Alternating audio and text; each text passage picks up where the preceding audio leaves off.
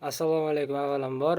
Bugungi mavzumiz bolalar bog'chalarida qo'shiq kuylashni o'rgatishni metodologik tavsiyalari degan mavzu ekan.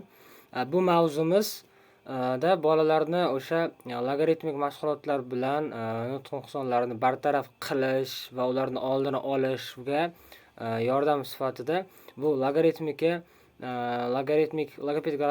fanimizga qo'shilgan ekan bu mavzu.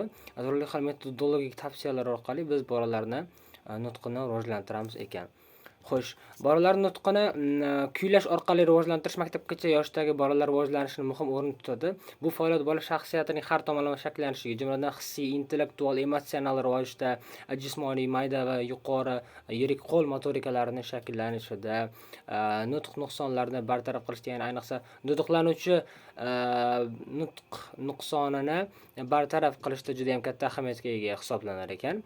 Albatta, ularni yangi so'z va iboralarni o'rganadilar. Bunda yangi talaffuzlarini yaxshilaydilar bolalar. Bunda ham o'zlarining ehtiyojlaridan va yosh xususiyatlaridan kelib chiqqan holda bolalarga turli xil ko'nikma va malikalar orqali birgalikda amalga oshiriladigan metodik tavsiyalar berib boriladi ekan albatta. Xo'sh, bolalarning musiqiy estetik didini rivojlantirish avvalambor maqsadlardan biri ekan bu. Ovoz apparatini mustahkamlash va ovoz diapazonini kengaytirish, ya'ni biz ovoz apparatini rivojlantirish, ya'ni ovozni shakllantirish deganda avvalambor bolalarga yengildan yuqoriga qarab dastlabki ovoz mashqlari bilan birgalikda o'rgatib boramiz ekan. Keyingisi musiqiy eshitish qobiliyatini rivojlantirish.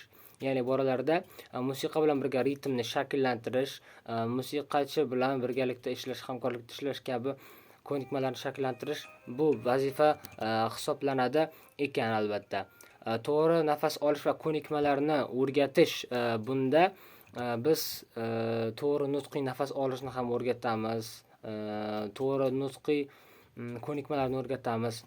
Milliy madaniyat va an'anaviy qadriyatlarni ham birga o'rgatib ketamiz. Masalan, qo'shiqlarda Suz xotin, Suzma xotin, Navro'zda aytiladigan Navro'z xalq qo'shiqlari, Oq terakmi, Ko'k terak kabi o'yinlardagi qo'shiqlarni biz bolalarga o'rgatib ham ularning logaritmik qobiliyatlarini o'stirsak bo'ladi albatta. Bolalardagi ijodiy faoliyatni rag'batlantirish va ularni yoshlikdan kasbga, yoshlikdan san'at turlariga o'rgatish bu juda ham katta yutuq menimcha. Hissiy intellektni rivojlantirish, bolalardagi hissiy intellektni rivojlantirish ham ayrim nuqson, kamchilikka ega bo'lgan bolalarga menimcha yordam beradi albatta. Kichik guruh, o'rta guruh va katta guruhlarga tayyorlov guruhlariga biz o'zlarini yosh xususiyatidan kelib chiqqan holda turli xil metodologik mashg'ulotlar va vaqtini aniqlab olamiz. Masalan, kichik guruhlarga 5-7 daqiqa mashg'ulot davomiyligi, o'rta guruhlarga esa 10-12 daqiqa va yuqori guruhlarga esa 15 va 20 daqiqa yoki yarim soatgacha logaritmik mashg'ulotlarni biz o'tsak bo'ladi ekan. Keyin esa biz maktabgacha yoshdagi bolalarning o'ziga xos anatomik fiziologik xususiyatlarini aytib o'tishimiz kerak. Ya'ni ovoz paychalari va qisqa va nozik bo'lishi, hiqildoqlari kichik yumshoq tog'alardan iborat bo'lishi, nafas olish sistemasi hali to'liq rivojlanmaganligini, ovoz kuchi cheklanganligini, ovoz diapazonining torligini biz hisobga olishimiz kerak albatta. Chunki bolalarning ovozini qiynab qo'yishimiz va ularning ovozini yo'q bo'lib disfoniya yoki afoniya kasalliklariga, ya'ni nutq nuqsonlariga olib kelishini biz oldini olishimiz zarur ekan albatta. Bolalar ovozini saqlash uchun quyidagi tavsiyalar mavjud ekan.